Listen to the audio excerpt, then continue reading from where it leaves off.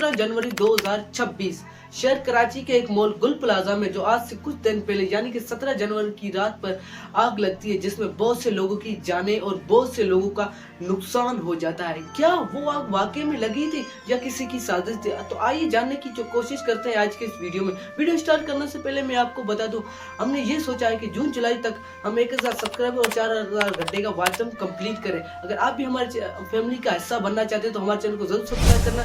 आइए चलिए video start करते हैं। मुझसे कोई गलती होता है माफ कर देना। औलाद आपसे लाएगा कोई? रोने की आवाज आ रही थी, रो रहा था वो। अब मेरे आंसू तो सूख गए रो रो के। काला धुआं आ रहा था, गेट के बाहर से भी सांस लेना मुश्किल हो रहा था।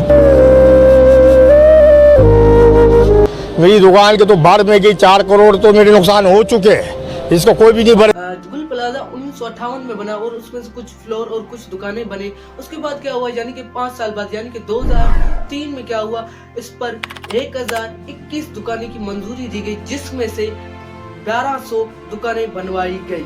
और इतना ही नहीं, ये जो गुल प्लाजा उस पर कहीं पर फायर स्प्रिंकलर भी नहीं लगी हुई थी, यानी कि जब भी आग लगती है ये जो फायर स्प्रिंकलर है वो मतलब कि ऑन, उसके जो सेंसर है वो ऑन हो जाते हैं और उसमें फुहारे की शक्ल में उसमें से पानी निकलता है और उस आग को बुझा देता है। यानी कि शुरुआत में ही उस आग को क्या मतलब कि बुझा देता है और उस आग को आगे आगे नहीं बढ़ पाती। और आग बुझाने के लिए हर फ्लोर पर फायर बूथ ड्रिल लगी हुई होती है, जिसकी मदद से फायर को बुझाया जा सके। और इतना ही गुल प्लाजा पर कहीं पर इमरजेंसी एग्जिट भी नहीं था, यानी कि इमरजेंसी गेट भी नहीं था जहां से लोग अपनी जान बचा सके, बाहर निकल सके, यानी कि अपनी जान बचा सके। अब बात है रेस्क्यू ऊपर, यानी कि जान बचाने वाले, यानी जैसे कि मतलब कि फायर ब्रिगेड। अब फायर ब्रिगेड भी कब आई, मतलब कि आग लगने के आधे घंटे के बाद आई, और वो भी आई तो क्या हुआ, उन लोगों का क्या पानी खत्म हो गया। और वो बात उन लोगों के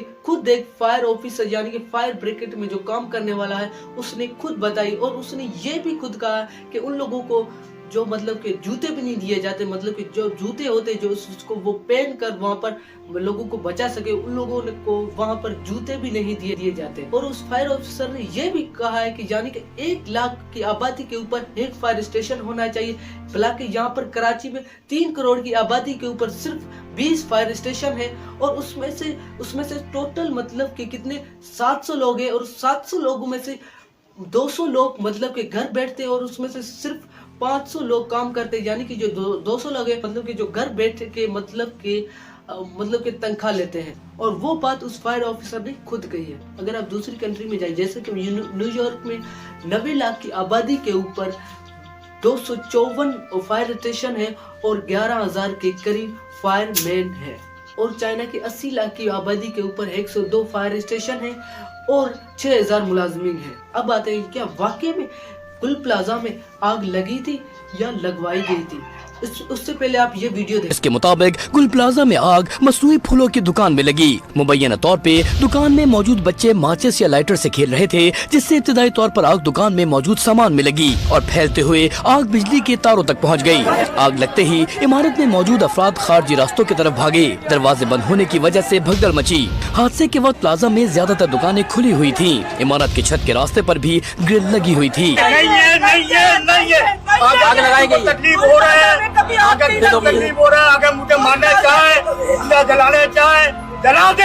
अब उस वीडियो में ये बताया जा रहा है, यानी कि उसमें से जो बच्चे थे मतलब उन लोगों को लाइटर या माचिस था, जिसकी वजह से वो फूलों की दुकान में थे और उसमें से आग लगती है और पूरे के पूरे मतलब कि गुल प्लाजा को क्या जलाकर राख कर देती है। और उसके बाद एक और वीडियो उसमें अभी भी मैंने आपको दिखाई, उसमें एक लेडी और एक शख्स जो बोल रहा है, अब वो बोल रहा है कि वो जो आग थी वो किसी ने लगाई, अब वो अपने आप लगी नहीं, मतलब कि किसी ने लगाई गई है। यानी कि उसके साथ जो गुल प्लाजा था उसके साथ जो कुछ मतलब कि जो इमारतें थी उसमें क्यों नहीं लगी, सिर्फ गुल प्लाजा को क्यों लगी? इसका मतलब ये है कि मतलब कि जो आग है वो लगाई गई है। तो आज का वीडियो था इतना ही। अगर आप लोगों ने अभी तक हमारा चैनल सब्सक्राइब नहीं किया तो चैनल को जरूर सब्सक्राइब करना। मिलते हैं नई वीडियो में, तब तक बाय।